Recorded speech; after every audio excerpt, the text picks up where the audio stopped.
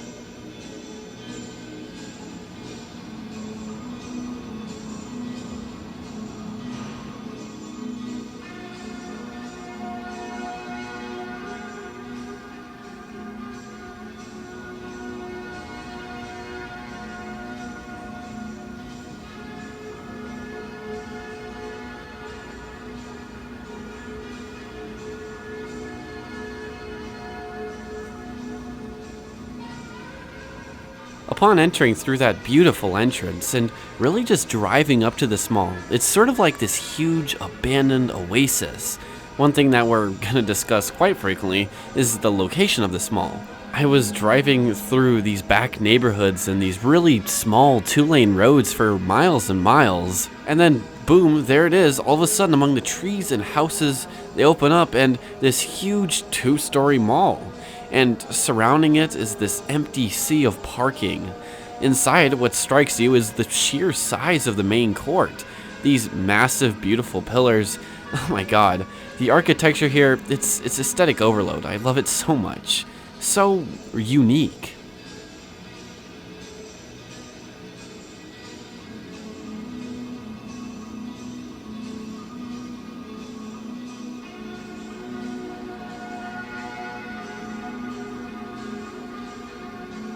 Probably my favorite part of my visit here, and this is quite unique for any mall I go to, especially dead ones, was the music choice.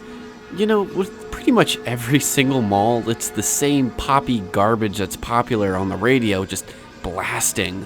But for an early morning visit and as tired as I was, what resonated in those center courts was this relaxing Muzak. I don't know who put it on, but their taste is just perfect, chef's kiss, and it fits so well. I'd play you all some, but YouTube's copyright demons would torment me in my sleep, so I hope this'll do.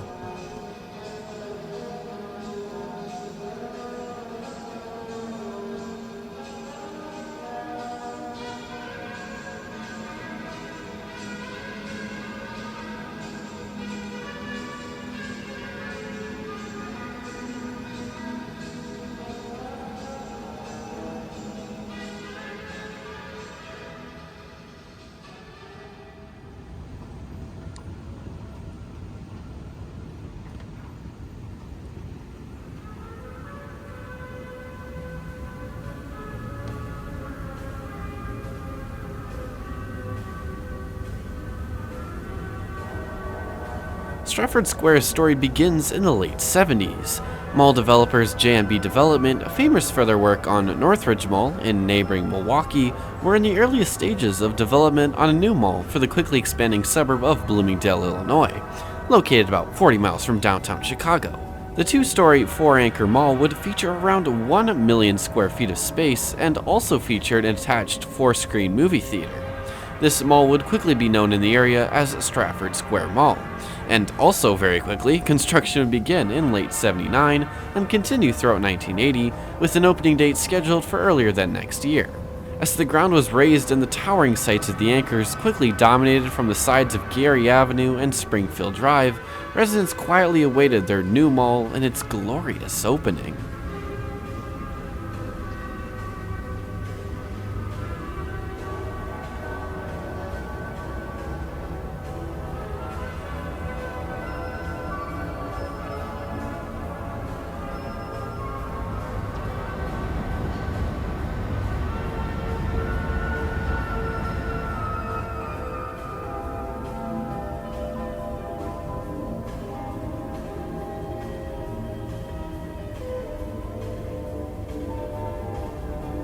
So I know I've probably already lost you in this layout, and there are two reasons why. First reason was this mall has a very strange layout. It's like all these randomly placed open areas and different wings that stretch off of them, and you'll see a directory coming up.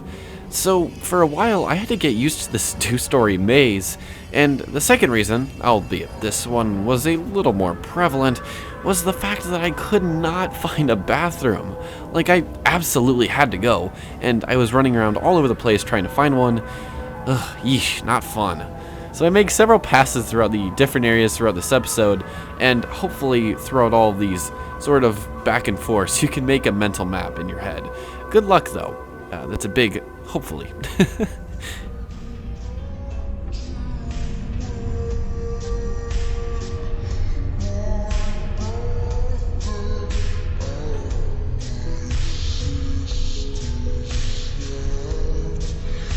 On March 9th, 1981, Stratford Square Mall would open its shiny doors to the public. Featuring over 200 stores and specialty services, with many more coming, alongside the massive two anchors, being Marshall Fields and Carson Pier Scott on opposing ends, Wide Bolt's Main Street and Montgomery Wards would open soon after as 3, 4, and 5. The mall also featured a connected four-screen movie theater and a lower-level food court.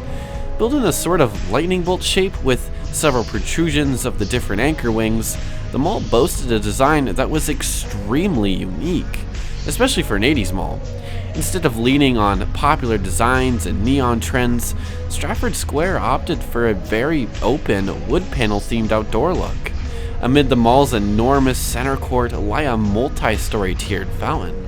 Adorned by trees and the orange and red umbrellas of the food court, tile pathways weaved in and out of the several courts and throughout the mall, giving it a very outdoorsy look to sell that nature.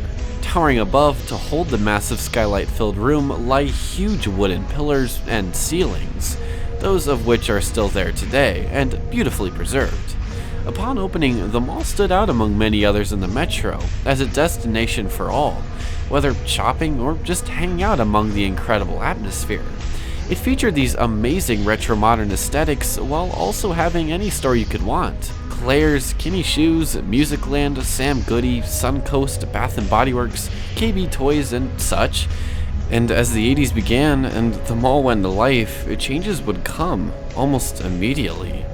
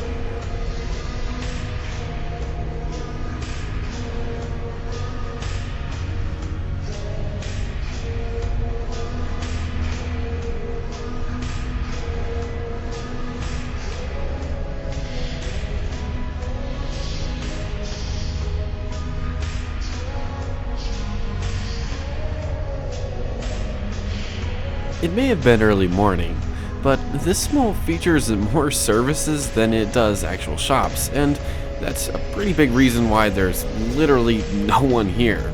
I saw more judo dojos, churches, community rooms, and organizations than I did retail. And as we go through here, to just see how much of the retail remains you could pick up on. It's one of my greatest joys as an urbexer. I get to find these utterly abandoned places, and to me as an introverted person, I can have a place to just relax and be myself. So nice.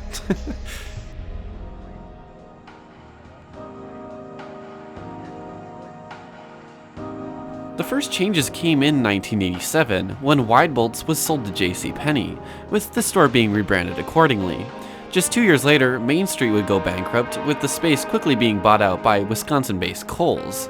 The 90s was when significant change came, and the mall, now entering a very competitive market, would see some very sharp competition sprout up all around it.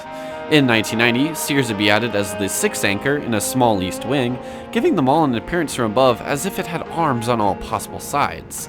Also around this time, neighboring Woodfield Mall in Schaumburg would go through a massive multi-million-dollar renovation, catering to a more mainstream consumer experience. Also in 1991, just 8 miles away, a brand new 1 million square foot Charlestown Mall would open, featuring nearly identical anchors in a newer neighborhood. However, this mall wouldn't gain much traction and would close in 2017. Now feeling the pressure, JMB would try to secure new tenants as Woodfield would dominate the market. The last change would come just before the new millennia in 1999, as the entire mall would be completely renovated. Stripping the beautiful fountain and tier design of the center court, the tiles and orange colors would be cut up and instead reworked into this modern white and sort of salmon and blue colored look you see today. J&B thankfully wouldn't strip all of it though, keeping most of the wood aesthetics and wooden ceilings and pillars, along with most of the trees. The center court fountain would be replaced with a not as great smaller fountain, and the entire front side of the second level would be brought out with a massive FYE location opening right under. This renovation did little, and as the 2000s began, the next changes would come, and these would be much worse.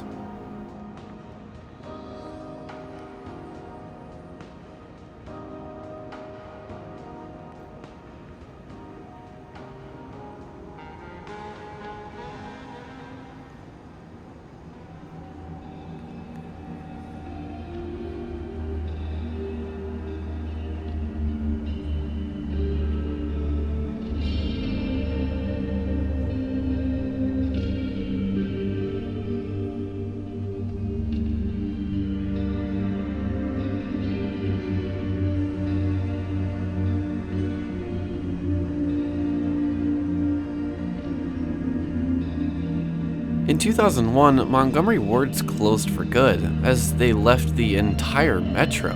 This move rocked almost every mall in the area, as Montgomery Ward's was a staple at most.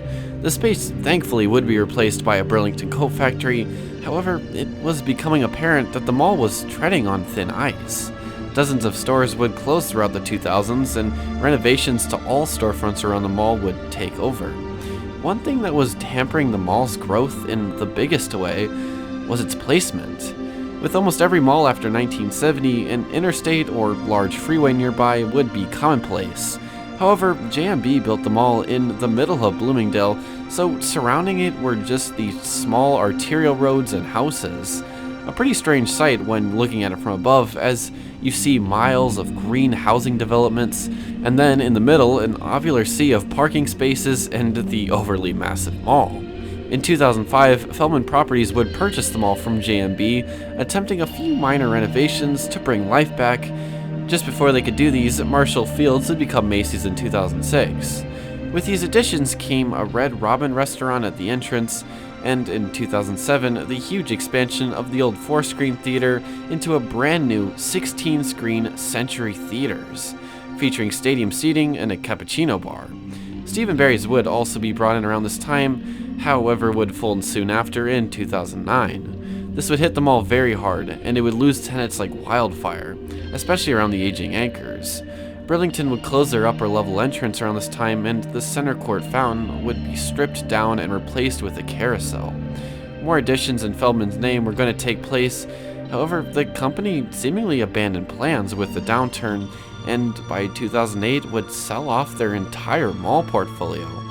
However, strangely, it would keep Stratford Square, I guess seeing some sort of potential in the mall.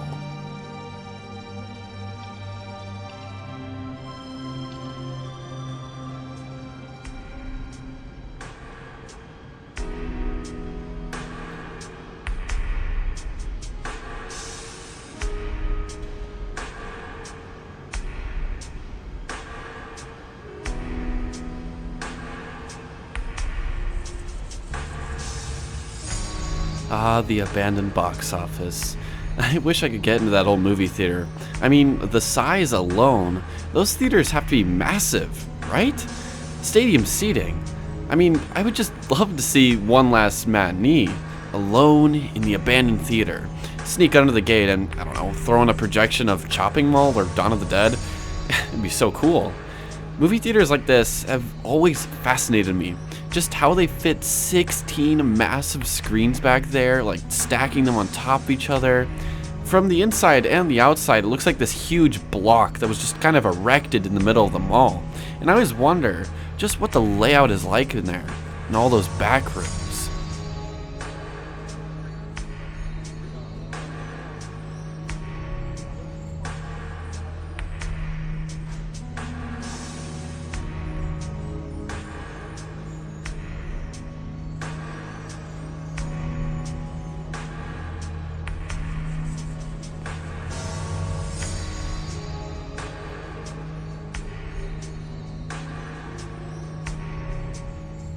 So when I was walking around in here, yes, here's a little live Dead Mall story, not scripted, because this was kind of freaky when this happened.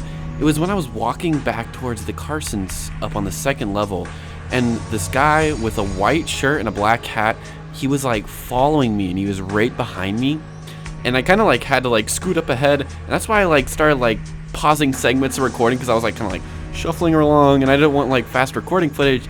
Like, this guy was like right behind me, and no matter where I went in the mall, he was like always right behind me. Like, he would kind of be like around a corner. I didn't know who he was. I didn't know if he was like a security guard or if he's like some weirdo that was just following me, but it was so creepy.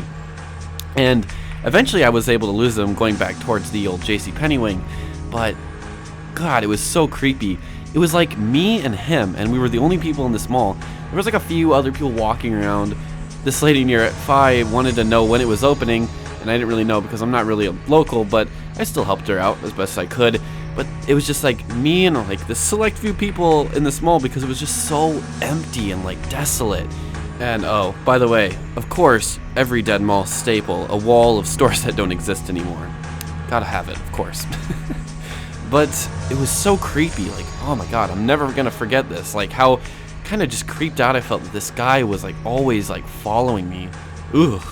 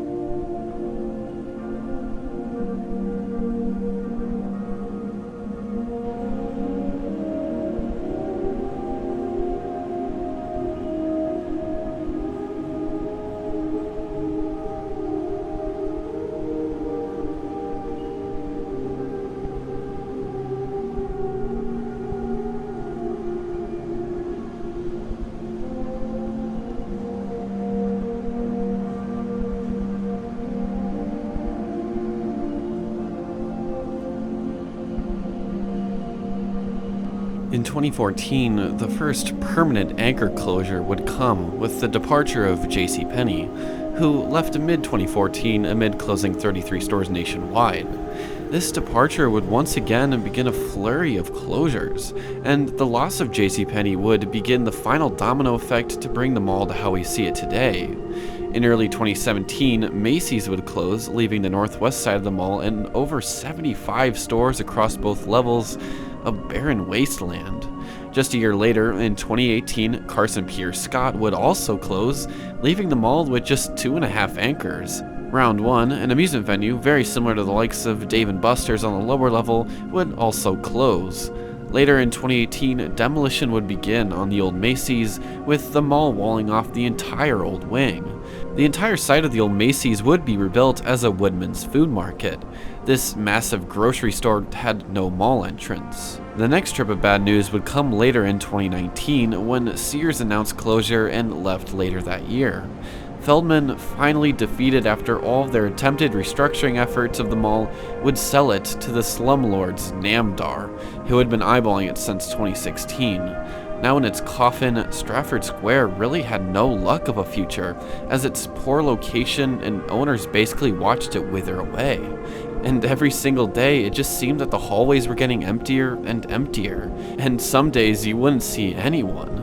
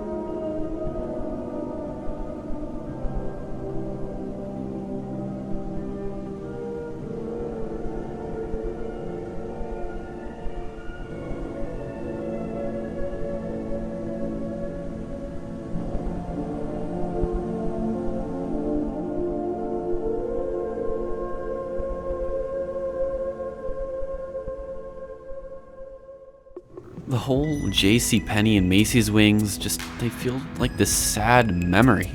These old salon chairs are just living out retirement in peace here. I wonder how often they get visitors that come by the dusty windows and say, "Hi, hello," remembering their past life. Right below, which we'll see soon here, is an old kids area, long abandoned, and right next door, an old Disney store. Every 90s kid's dream.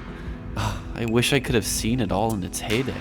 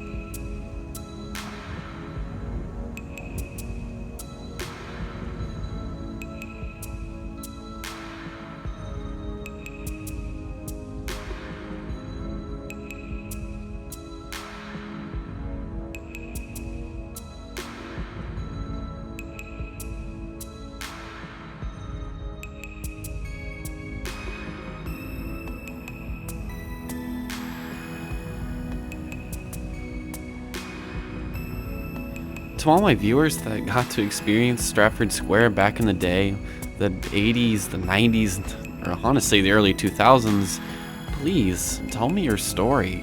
What stores did this mall have, and what was it like back in that glorious day?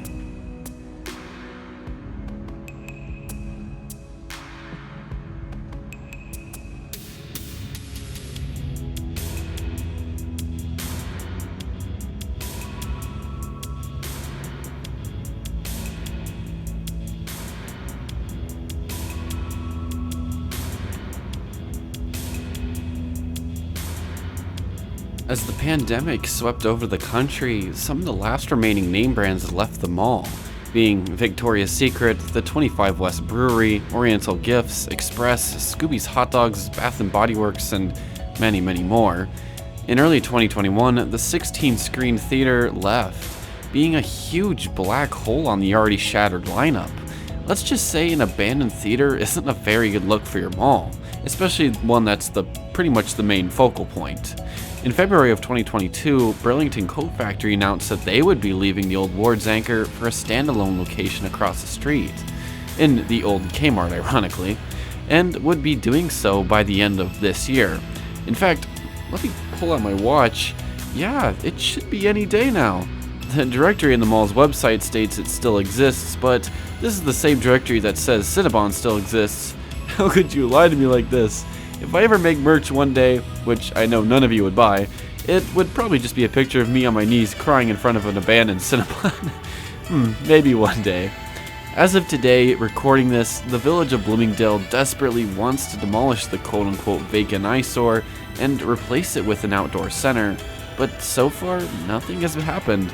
And at least, for now, you can still see this architecturally inspiring mall for yourself. Before we finish out today's episode, let's take a quick walk through the food court, which is themed to this beautiful outdoor patio. Something I absolutely love. They kept some of the outdoor theming, and this is one of the bits that I just absolutely love about this mall.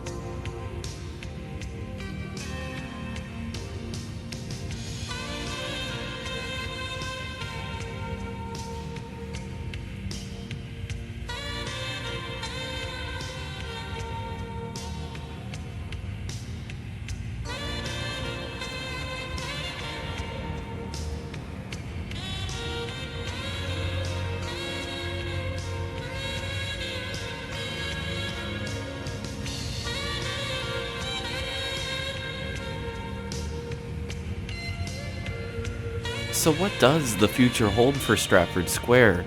I mean, how long can it keep going like this? Honestly, your guess is as good as mine. It's not the place it once was, and that's an understatement. I think the big theme for this mall, and I've seen this all over the internet, is its sort of motto, I guess, is it's the perfect mall in the worst location. I mean, if this was built on any of Chicago's 2,000 freeways, it would still be thriving. Albeit the anchors would probably look a little different, and there would probably be outdoor shops mixed in, but it would still be full of people. But unfortunately, that's just not the case. And it's truly only a matter of time before these beautiful trees and skylights are torn down.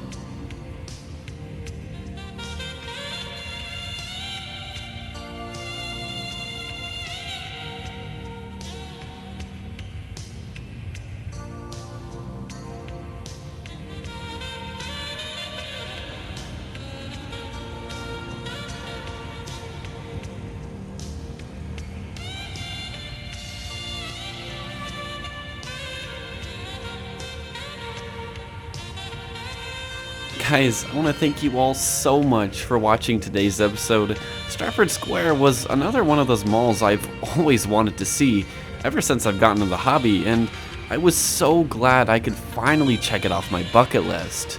If any of you are ever in the area, stop by the mall and support some of these local places. Please, I can't stand to see this beautiful mall close.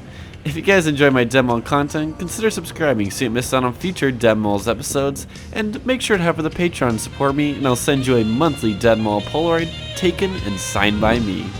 Next week, as we head to our final mall and end out Season 4 of this amazing expedition we've had, we head to the outskirts of the city to a mall that once had a Federated department store adjacent to one of the most beautiful fountain displays in the city. Use your sleuthing skills to be the one that gets the final shout out. Anyways, until then, have yourselves a very lovely day, and peace out guys, see you later.